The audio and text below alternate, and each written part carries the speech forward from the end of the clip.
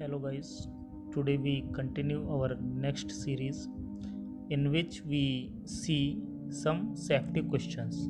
So let's start. Question number 1. Full form of SEED. SEED का full form क्या होगा? Safety in each and every deed. Seed का full form क्या होगा? Safety in each and every deed is the full form of SEED. Next, full form of LEL. LEL क्या होता है हमारा? लोअर एक्सप्लोजिव लिमिट हमारा LEL होता है. And full form of UEL. UEL का फुल फॉर्म हमारा होता है upper explosive limit. Upper explosive limit is the full form of UEL. Full form of TLV. TLV की फुल फॉर्म क्या होती है? Threshold limit value. Threshold limit value is the full form of TLV. Full form of STEL. STEL की full form क्या होती है? Short term exposure limit. Short term exposure limit is the full form of STEL. Next, flash point range of class A product is. तो class A product के लिए flash point range क्या होती है? Flash point range क्या होती है class A product की? Less than 23 degree Celsius. 23 degree Celsius से कम होती है रेंज क्लास A प्रोडक्ट्स की फ्लैश पॉइंट की. As it is next, flash point range of class B product. Class B product की फ्लैश पॉइंट रेंज क्या होती है? 23 to 65 degree Celsius. 23 to 65 degree Celsius is the range of class B product of flash point. Next, flash point range of class C product. Class C product की flash point range क्या होती है? 65 to 93 degree Celsius. 65 से 93 degree Celsius तक की flash point range होती है class C product की. Full form of ALARP. ALARP की फुल फॉर्म क्या होगी? As low as reasonably practicable. As low as reasonably practicable is the full form of ALARP. What are the methods of extinguishments of fire? तो fire को एक्सटिंग्यूश करने के क्या methods हैं? तो फर्स्ट हमारी मेथड्स हैं something elimination of fuel, limiting of oxygen, limiting temperature. तो फायर को एक्सटिंग्यूश करने के लिए क्या मेथड्स हैं? एलिमिनेशन ऑफ फ्यूल, या तो फ्यूल का एलिमिनेशन कर दें हम.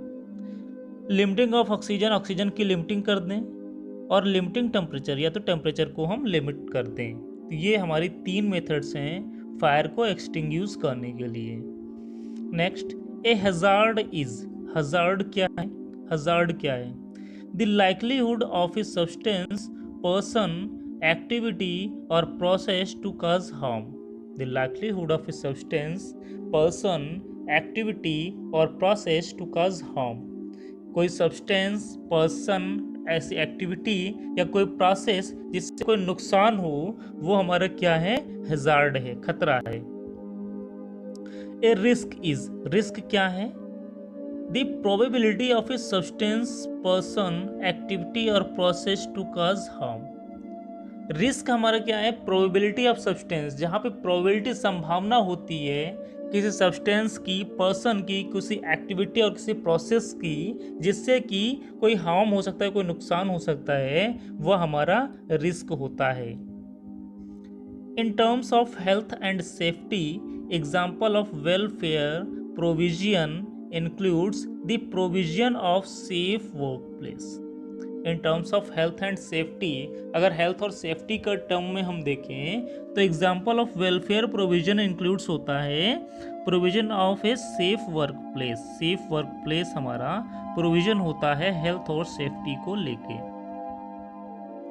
Next, purpose of a permit to work is to. The purpose of a permit to work is to. किसी वर्क को करने के लिए परमिट की आवश्यकता क्यों होती है? परमिट का क्या पर्पस होता है? That is ensure that potentially dangerous work is done safely and ensure that emergency procedures are in place. Ensure that only component workers undertake the job. Ensure that the correct tools and equipments are used on a job. तो permit का purpose क्या होता है किसी को भी work को करने के लिए? Ensure that potentially dangerous work in done safely and ensure that emergency procedures are in place. ये इंश्योर करता है, कोई भी परमिट ये इंश्योर करता है कि कोई भी डेंजरस वर्क जो है सेफली किया जा रहा है, और ensure emergency procedures are in place, और ये भी इंश्योर करता है कि कोई भी इमरजेंसी प्रोसीजर जो है उस प्लेस पे होना चाहिए। Ensure that only component workers undertake the job, ये भी इंश्योर करता है कि जितने वर्कर्स की आवश्यकता है, जो कंपोनेंट वर्कर्स हैं, वही उस जॉब के लिए वहाँ उस जॉब पे प्रेजेंट रहेंगे। Ensure that the correct tools and equipments are used on a job, permit यह भी इंश्योर करता है कि टूल्स और इक्विपमेंट्स जिनकी आवश्यकता है वो वहाँ पे जॉब के टाइम आवश्यक हैं, जो वहाँ पे प्रेजेंट रहेंगे। The main purpose of first aid at work is to, first aid का वर्क पे पर्पस क्या है, मेन पर्पस क्या है फर्स्ट एड किट का at work place? So preserve life and minimize the consequences of injury or illness until help from a competent person is obtained. Preserve life and minimize of consequences of injury or illness until help from a competent person is obtained. तो हमारा main purpose क्या है first add को रखने का as a work place? Life को preserve करने के लिए, सुरक्षित करने के लिए, and minimize the consequences of injury और किसी इलनेस को मिनिमाइज करने के लिए, until help from a competent person is obtained, जब तक कोई कॉम्पिटेंट पर्सन हेल्प के लिए उपलब्ध नहीं होता है तब तक के लिए हमें उस इंजरी या इलनेस को मिनिमाइज करने के लिए फर्स्ट एड की आवश्यकता होती है। What is the safety arrangement for the use of vehicles in a factory? What is the safety arrangement for the use of vehicle within a factory? किसी फैक्ट्री में सेफ्टी अरेंजमेंट क्या होता है vehicles के लिए? Enforcement of speed limits, minimizing sharp and blind corners, separate pedestrians from vehicles. तो enforcement of speed limits, firstly तो किसी भी व्हीकल्स की स्पीड लिमिट पर इन्फोर्समेंट होना चाहिए। Minimizing sharp and blind corners, sharp और ब्लाइंड कॉर्नर्स को मिनिमाइज करना चाहिए। Separate pedestrians from vehicles, pedestrians पैदल यात्रियों के लिए जो है व्हीकल्स के से अलग होना चाहिए, पेडेस्ट्रियन अलग होना चाहिए, व्हीकल्स के रूट से अलग होना चाहिए। ए small fire breaks out class D product, metals like magnesium, aluminium, zinc, which is the best type of fire extinguisher to use to minimize damage to the equipment. तो एक क्लास डी प्रोडक्ट में एक small fire होता है, like जैस magnesium, aluminium, zinc, इन सब को बचाने के लिए, एक्सटिंग्विश करने के लिए हम किस इक्विपमेंट का यूज़ करेंगे? तो वहाँ पे हम ड्राई केमिकल पाउडर का यूज़ करेंगे। मेटल्स में जब आग लगती है तो वहाँ पे हम ड्राई केमिकल पाउडर का यूज़ करते हैं। Next, a small fire breaks out class A product, small fire breaks out class A product, fires involving ordinary combustible material like wood, paper, textile, etc., which is the best type of fire extinguisher to use to minimize damage to equipment. तो class A products में एक small fire breakout होता है, like as paper, wood, textile, इनमें अगर कोई आग लग जाती है तो इनको बचाने के लिए, डैमेज को मिनिमाइज करने के लिए हम किसका यूज़ करते हैं? वाटर का यूज़ करते हैं। क्लास ए प्रोडक्ट के लिए हम वाटर का यूज़ करते हैं। Next, a small fire breaks out class B product, fires in flammable liquids like oils, solvents, petroleum products, paints, which is the best type of fire extinguisher to use to minimize damage to the equipments. तो अगर class B products में fire होती है, like as petroleum products, oils, solvents और paints में अगर आग लगती है, तो इनको बचाने के लिए हम किसका यूज़ करते हैं? फोम और CO2 और ड्राई केमिकल पाउडर। फोम का यूज़ कर सकते हैं, CO2 कार्बन डाइऑक्साइड का यूज़ कर सकते हैं और ड्राई केमिकल पाउडर का भी यूज़ हम कर सकते हैं। Next, a small fire breaks out class C products, energized electrical equipment. This can include wiring, motors, generators, panels, switches, and appliances. Which is the best type of fire extinguisher to use minimize damage to the equipment? तो अगर class C products में आग लगती है, उन्हें बचाने के लिए हम क्या करेंगे? लाइक एज इलेक्ट्रिकल इक्विपमेंट्स में आग लग जाती है, वायर में लग जाती है, मोटर में लग जाती है, जनरेटर में लग जाती है, पैनल में लग जाती है, या किसी स्विच और कोई अदर इलेक्ट्रिकल इक्विपमेंट में, एप्लायंसेज में आग लगती है, तो इसको डैमेज से बचाने के लिए हम किसका यूज़ करते हैं? ड्राई केमिकल पाउडर का यूज़ हम यहाँ पे करते हैं।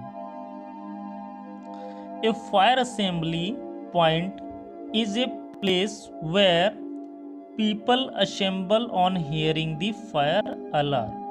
Fire assembly point is a place, fire assembly point एक प्लेस होता है जहाँ पे पीपल असेंबल हो जाते हैं जब फायर अलार्म को हियर करते हैं या सुनते हैं। Full form of IDLH, IDLH की फुल फॉर्म क्या है? What is the full form of IDLH? IDLH, immediately dangerous to life and health. Immediately dangerous to life and health is the full form of IDLH. Next, the term incidents and injuries are often used interchangeably. Actually, the meanings are different. The term incidents and injuries are often used interchangeably. Term incident और injury majorly use किए जाते हैं, actually इनका जो meaning होता है वो different होता है। इंसिडेंट और इंजरी में डिफरेंस होता है। What are the two main cause of incidents in the work place? What are the two main cause of incidents in the work place? Work place में दो मेन काजेस क्या होती हैं incidents की? That is, first is unsafe acts and unsafe conditions. तो या तो unsafe कोई एक्टिविटी हो रही है, असुरक्षित एक्टिविटी हो रही है, या कोई असुरक्षित कंडीशन है। असुरक्षित एक्टिविटी या असुरक्षित कंडीशन में ही कोई इंसिडेंट होने की संभावना अधिक रहती है। Next, which analysis method is used to identify the potential hazard available in the job? Which analysis method is used to identify the potential hazard available in the job? Job safety analysis। कौन C analysis method ये identify करती है कि potential hazard available है इस job में? तो ये जॉब सेफ्टी एनालिसिस ही आइडेंटिफाई करती है कि यहाँ पे पोटेंशियल हैजार्ड अवेलेबल हो सकता है। Next, the lighting system failed causing a short which resulting in a fire. Which class of fire would this be? Class C।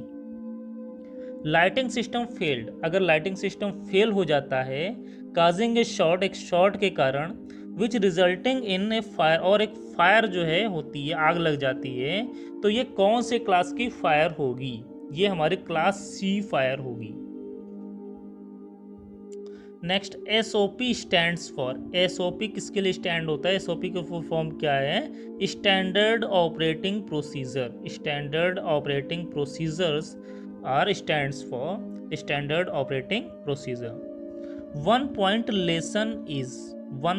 Lesson is simple pictorial display of right and wrong. 1 point lesson क्या होता है हमारा?